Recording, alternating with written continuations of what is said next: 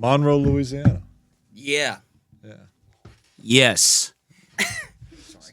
What is music in Monroe like, and did that inspire you guys at all?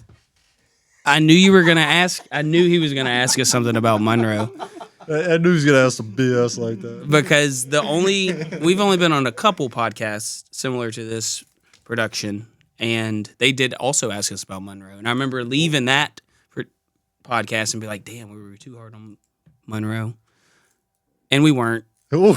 But and we're not gonna be tonight. But no, Monroe did not inspire us in any way. It's just the place we live. Right. We've had some good times in Monroe. We've definitely had some good shows in Monroe, but it's not necessarily like anything other than where we live in our home base.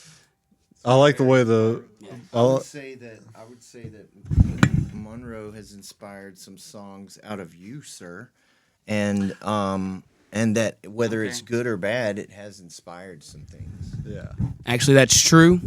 Recant my last statement. It has inspired me, but not in a way that would make Monroe proud, I would think. It's more of a... Right. So I grew up, I've pretty much been in Monroe my whole life. Yeah. So, I mean, anybody is going to have, beef with their hometown. Are you a Monroe refugee? Wait, so explain to me what that is exactly. Refugees. Yeah, you've been so inspired to exit the premises. Yes, exactly. Gotcha. I like your shades. I like how you guys have this, minor prescription. Describe your style as a band. I like the aesthetic that you guys bring. What encouraged you guys to develop this? Getting noticed. Yeah. I was gonna say I was watching The Sopranos for the first time about a year ago. Went to a Soprano inspired thrift store. Pretty much, and we were like, we've been playing music for so long, and it's kind of fun to get up and have a theme, and just have fun and gets you out of bed. Yeah, I mean, it's cool to just I don't know, put on our boogieing clothes, instead of just what we wear every single day. You put on something and you feel like, all right, I'm ready to do something now. You look good, you play good, I guess, kind of thing. Shout out Deion Sanders. Shout out. No, I don't want to shout out. It's I don't care that much about it. It's Essa's Ferris Bueller impersonation. Yeah. I like that. Yes. He gets out of bed and exactly. It gets his groove on. We kind of take off our everyday person and we put on our musician / stage performer persona, which is still who we are, but And it also kind of coincided with the rebrand. We have been this band for a few months, but we've all been in other bands for a long time, and so changing how we present ourselves on stage is just something. It's just another way that we kind of change directions and distinguish ourselves. We like to, like Asa said, we like to play dress up. Seriously. We do. It's true. We do. We're very excited for Halloween. Our practice space has as many clothes in it as it does music equipment. As the space. Your daughters have a field day. Yeah. Yes, I don't have any daughters, but if I did, they would like that. Yes. Yeah. Welcome to the Gulf Coast. Welcome to the Gulf Coast. Welcome to the Gulf Coast. Welcome, guys, to the Gulf Coast Music Podcast. Today's new wave, Village Instincts. Joel, Cole, Essa.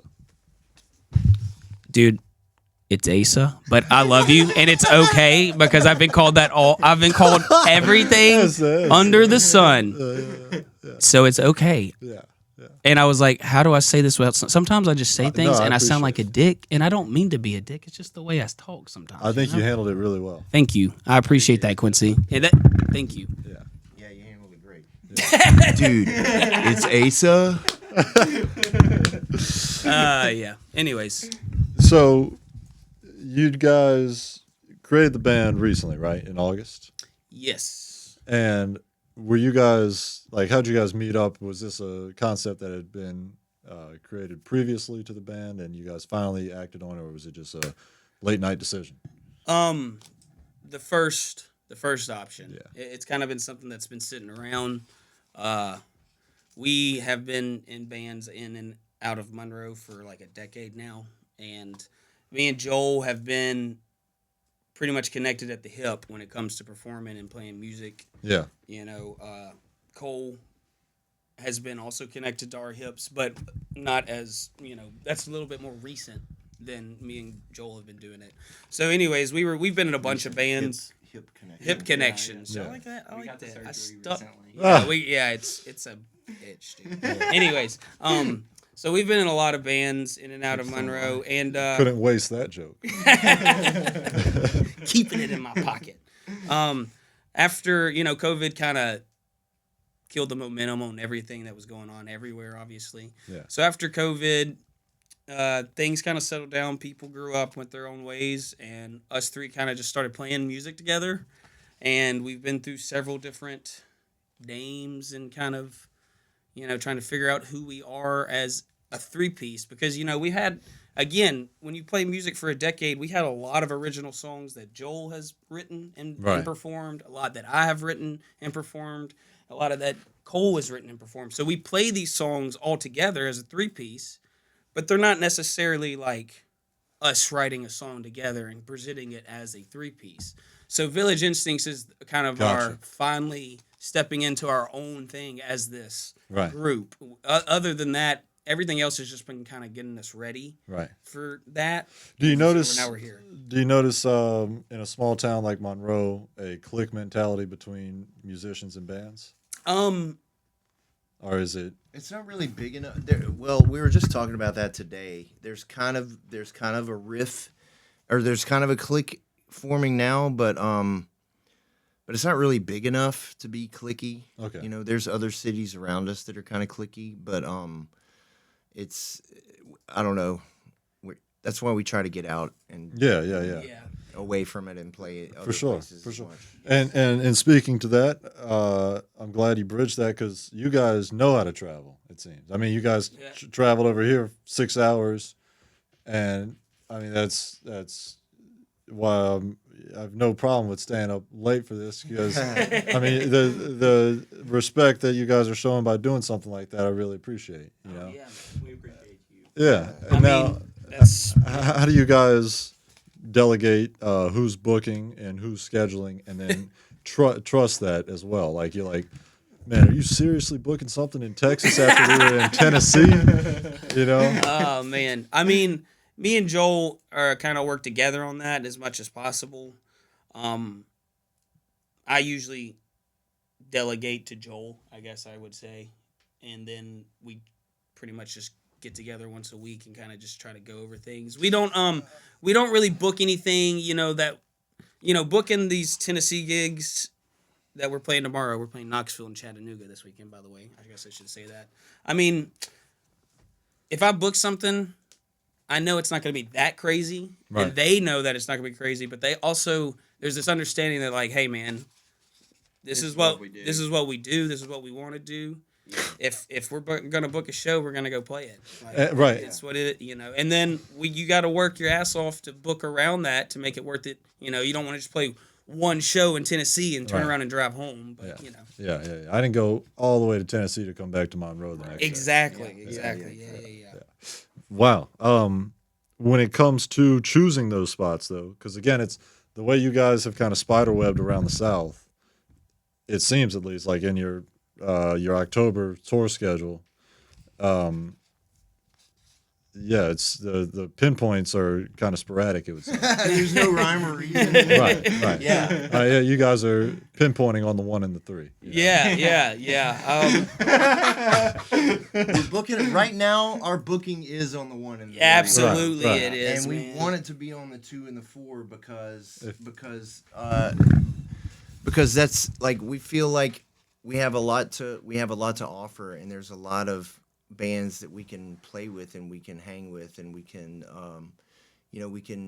we played a lot of big stages and a lot of small shitty places, and by a lot, I mean, if you guys are starting in August, are you saying prior to that when you were kind of yeah, because like we played in a band together and we just rebranded and changed the name and Gotcha. stuff like that, and so like we've played in a lot of places, you know, good and bad, big and small, but yeah. Now, a rebrand decision. You know, you're starting at ground zero from any type of plateau that you might have had previously. What did it feel like to jump off that plateau and get going with the new model? I mean, you got something? Well, Asa called me, and or were you talking to me? I was at your house. You were at my house, and we were just talking about the same thing about how we kind of hit a plateau, how it's hard because we're doing all our own booking, all our own management, and how getting people to even respond to us, period, is very it's a struggle. You know? And so we're like, you know, what can we do? And Asa was like, what if we changed our name to Village Instincts? And I was immediately like, fuck yes. And so That sounds a little too simple. that's the energy that it brought for me, and I feel like for all of us is just to jump in. Let's go. Here we go. You know, that's Village Instincts is a great name. Great Yeah. name. Yeah. Great name. Thanks, Great name. What was the So wait, so I'm sorry. how did it come about? So previously we were Makeshift Tape Deck as a 3-piece. I saw some of that. Yeah, and that started in 2020 when everything was shut down, mainly as like just a recording project, just to record stuff like basically in our bedrooms and then release it on streaming and stuff. And then once things opened up, we wanted to get, you know, in front of people and tour again. Yeah. So we just used Makeshift Tape Deck as our band name to kind of start doing that. And it was always just a thing that, I don't know, it wasn't thought of in its inception as a band and like as a group thing. It was more, like I said, a recording project. So we kind of needed to have something that was ours, you know, as a 3-piece, and like that we want to show everybody and that we can all have like feel like we're a part of. And That you can wear shades with. exactly. Yeah, it's exactly. a vibe. It's a vibe. But so me and Cole are from a place called Calhoun, which is right outside of Monroe, and it's technically not it's unincorporated territory, or it's also been called a village. So one time we were walking around Unincorporated territory. unincorporated territory. Jeez, see, you make one mistake around these guys, man. No, you didn't make a mistake. I just thought it was a funny way. I think I did. I think I did say it wrong. But anyways, it's been called a village before, and one day we were talking about something just being stupid, and I said something about we got those village instincts, and that was like, oh, that's a cool band. that's a great. That would be a great band name. So and then That was That- 2 years ago. that was That literally makes sense, right? yeah, and That then makes eventually we were we like filed it away. we did. And Right. Eventually we came back to it. Music feeds the soul, but food feeds the future. Right here on the Gulf Coast, thousands of families don't know where their next meal is coming from. Feeding the Gulf Coast is changing that tune, one meal at a time. Imagine this. For every $1, you can provide up to 5 meals. That's like turning a quiet solo into a full-blown jam session of hope for someone in need. Let's turn the volume up on kindness and down on hunger. Visit feedingthegulfcoast.org to donate today, because together we can make sure no one goes hungry on or off the stage. Feeding the Gulf Coast, because every community deserves an encore. Whoa, whoa, whoa, don't let the dogs out. The City of Mobile Animal Shelter has many loving pets ready for a nice home. Whether you're looking for a dog like Snoop or a cat like Doja, the City of Mobile Animal Shelter is where you can find your next friendly companion. They're located at 855 Owen Street, and you can stop by anytime between 10 a.m. to 4 p.m. We all need a little bow wow in our lives. Call 251-208-2800 because the City of Mobile Animal Shelter has you covered. That's 251-208-2800. Roof. So, tell me about Gentrify. What's the meaning behind that song and how did it develop? Well, Gentrified is a song we've been playing together for probably 5 years at least. It's a song that was written 5 or 6 years ago. But I guess the words kind of, I guess the words kind of speak for themselves. It's just a tongue-in-cheek jab at gentrification and the whole culture around it, but also like the real material effects it has on communities of people, and and the racism involved in it, and the colonialism and all that. I mean, it's not like we're singing a fun little happy song, so you're not gonna like get all that from the lyrics, but that's what it all came from. Yeah. No, I'm glad you mentioned that. It's got that fun energy to it, but it's kind of like Candyman, Vajayjay Banana. That's awesome. Yeah. You know that song's got such a deep meaning, and it's sad song. and kids will sing that and piss their parents off the whole day. Yeah. So that's Yeah. So it's kind of like a more serious subject, but also a way in language that kind of makes fun of it, and it's fun to play and sing. yeah. And that's the bottom line. Really. Cool. What are your future plans as a band? Where do you guys see yourselves in the next few years? Man, just playing and touring and traveling as much as possible. Right. Hopefully have some management and maybe a support system behind us to kind of elevate us, and get us in front of bigger crowds, better venues, and stuff like that, and releasing as much music as possible. So y'all are just taking the grind route. Absolutely, man. Unless Figure somebody's it got out an later. olive branch, it's not out of. It's not a choice we are making to grind. If you want to support us, we have. We will gladly take the other option if there is one. Right. But yes, we are grinding. It's a grind for sure, man. And I'm actually originally from this area, but I don't know anybody. Everybody else, like Asa said earlier, has grown up and moved on and done something with their life, and I'm still dressing up and putting on shades and playing music on stage. So I don't know anybody around here, but we would love to get some shows at like Merry Widow, Blind Mule, places like that. Shout out. Yeah. I'm looking at you.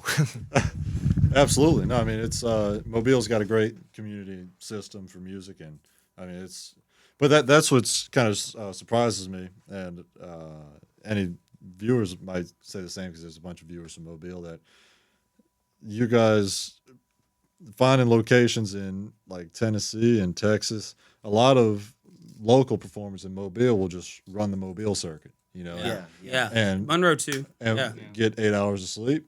Yeah. And make good money and see their kids, and whereas you guys are booking, Yeah. But the Gulf Coast is a lot more connected, though. Really, I mean, we're kind of, you can run over to Biloxi and Gulfport, and you can run over to Pensacola. You could even New Orleans is like even 2.5 hours away or whatever. So I feel like it's a lot more easy. We have to make a longer haul, really, because we're kind of isolated. We are on a main thoroughfare, but like It's not a lot of culture yeah. in North Louisiana. for sure. But like, I mean, you guys are packing like a mall's amount of clothes in that car. You gotta have your options, okay? You gotta have options. We read books and we watch movies. I mean, how many hotels do you guys stop at on a typical trip? Well, we only usually right now we can only like afford and like book weekend runs for the most part. So like we're doing, Thursday through Saturday, Thursday through Sunday. Sometimes we'll stretch it a little further. So, we're looking at somewhere anywhere between 2 and 4 hotels a run, something like that. So I mean, getting audiences from different states outside of the Gulf Coast area. You know, it makes me think of Bruce Lee's quote of, I fear the man that practices one kick 5,000 times more than the guy that practices 5,000 kicks one time. Mm-hmm. And when you get in these audiences kind of sporadically, while it might be a wider area, I mean, it'll be tougher to maintain that loyalty and Yes. versus like doing a circuit run. And of course, Monroe, but you know, like, will you guys find an established spot, do you think, at some point, or will you just continue to do like a loop? I mean, an established spot is more the preferred, Right. way to go about it. But because we've been in so many bands and because we've really kind of just been playing each other's songs from different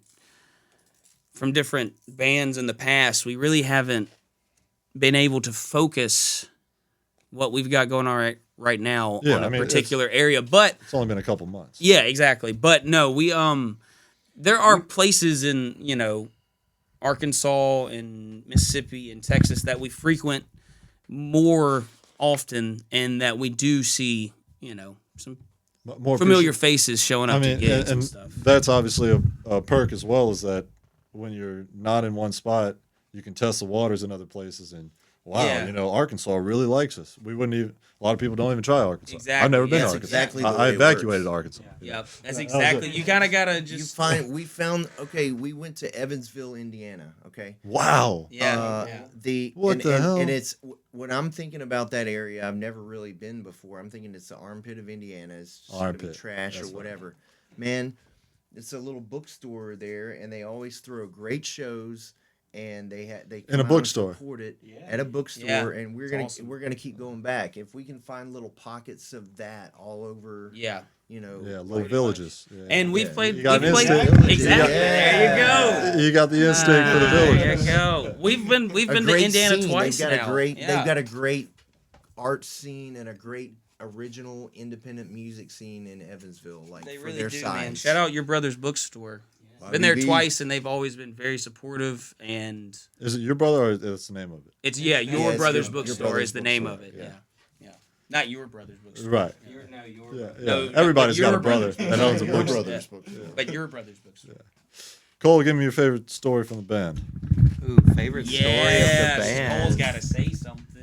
Ah, I don't know. What's your favorite story from the band? Oh my gosh. I know that's such a hard question because we've been. I mean, like me and Joel were doing like a 2-piece thing. just forever. pick one. It's crazy. Well, tell them. Well, I mean, you got stories from with Hallie and stuff. Man. One of my favorite people that we've ever met on tour is this guy named Cade, but we know him by Fat Baby. Shout He's out Fat awesome. Baby. Shout out Fat Baby. He's from Hattiesburg. He played in a band called Mississippi Shakedown. And one time he brought us to a Chinese buffet. And I am too sweet sometimes. When I feel uncomfortable, I'm like super complimentary for whatever reason. And it was actually really good food. But I kept being like, man, this is the best. Dude, this is so good. Thank you for showing. And it Thank was you like so much for bringing it was us here, like man. the This is most so good. normal It was Chinese just buffet, like a buffet, Peking. in a strip mall. And So- Fat Baby was like, thanks, man. Yeah, thanks, I guess. Like, I didn't cook the I food. Get it. Okay, you like the Chinese buffet I brought you to. Cole was like, Ace, did you see the sushi? I was like, yes. Cole, I saw the sushi, bro. And because he's my favorite person, that's probably my favorite story. At Roosters, we are committed to using quality, locally sourced ingredients as often as possible. That's why we partnered with Bayou Core Farms to take their heirloom corn, locally grown in Bon Secours, and use it to create the corn flour for our new always fresh corn tortillas. Our other partner, Tortilleria E&H in Daphne, receives the Bayou Core corn flour and uses it to make the tortillas. The heirloom corn tortillas then get delivered to Roosters, where they are used to make our signature tacos. The end result is freshness and flavor you can't get anywhere else. Roosters, for the love of food. Hey fighters, listen up. Are you tired of feeling like your conditioning holds you back in competition? It's time to bridge the gap between theory and real performance. At Dexter's Fitness Center, we're launching a combat sports strength and conditioning program designed for boxers, kickboxers, MMA fighters, and combat athletes who want to get faster, stronger, and more flexible while building the endurance to go the distance. No more outdated workouts, no more burnout. This program is built to enhance your skill work, prevent injuries, and maximize your potential without wasting your time or overwhelming your body. Training starts August 12th at Dexter's Fitness Center, 1900 Government Street, Mobile, Alabama. Sessions are Tuesdays and Thursdays from 6:30 p.m. to 7:30 p.m. and Saturdays from 11:30 a.m. to 12:30 p.m. If you're ready to step into every fight confident, prepared, and in peak condition, call 251-709-2654 or email contact@dextersfitnesscenter.com today.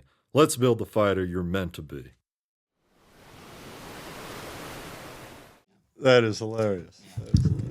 Well, I hope all those any compliments that you've given here doesn't mean that I've given you guys a bad hospitality. Oh, dude, we're totally gonna talk shit about you as soon as we get in the car. Absolutely. No. No. Fat Baby Junior. Yeah, bro. No, we come from a line of where we like to talk a lot of shit to each other, but that's kind of our love language. That's Louisiana, man. Yeah. Is it? Is that a Louisiana thing? I think I've Louisiana's From just North Shore, man. no New Orleans. He's from New Orleans. Yeah, a little outside New Orleans, but yeah, I mean Louisiana's got that satire. Yeah. All right then. I'm glad I've been I living do. my life like I a true Louisianian. Even though I'm from yeah, right? Like you heard me. I did not expect you to say, "Oh, bro." Oh, that killed me. Oh man. All right. Well, yeah. I guess you guys kind of touched on the near future, but just grinding it out, gigs. What's the music release like for the next foreseeable future? We hope to have something out in the next couple months. Yeah.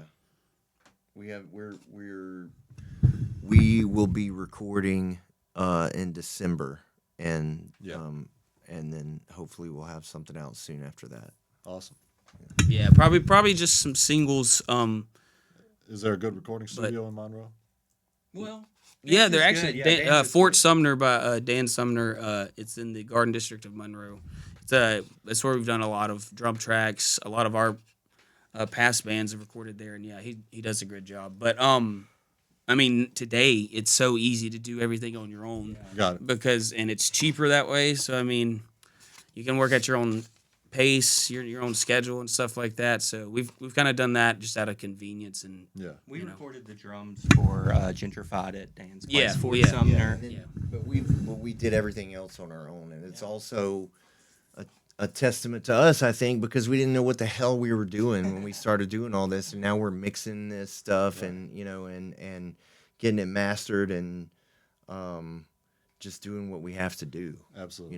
And this next recording session is another one of those pockets of people there's a real good creative community down in Lafayette, and we're going down there to record with with one of the musicians down there who has a studio at his house. That's fire. Yeah, they have, So, yeah. they have a great community down there. We should say we did just release Gentrified Yes, we on did. all streaming platforms. It came out last month.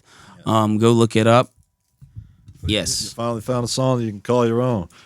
Thank you, guys. I love it. I love it. Let's go. Take this guy, huh? Hey, how you doing? All right.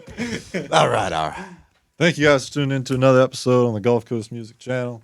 Catch the Village Instincts in Hawaii and then New York. And we'll see you guys the next one. Worldwide, baby. Welcome to the Gulf Coast. Welcome to the Gulf Coast. Welcome to the Gulf Coast.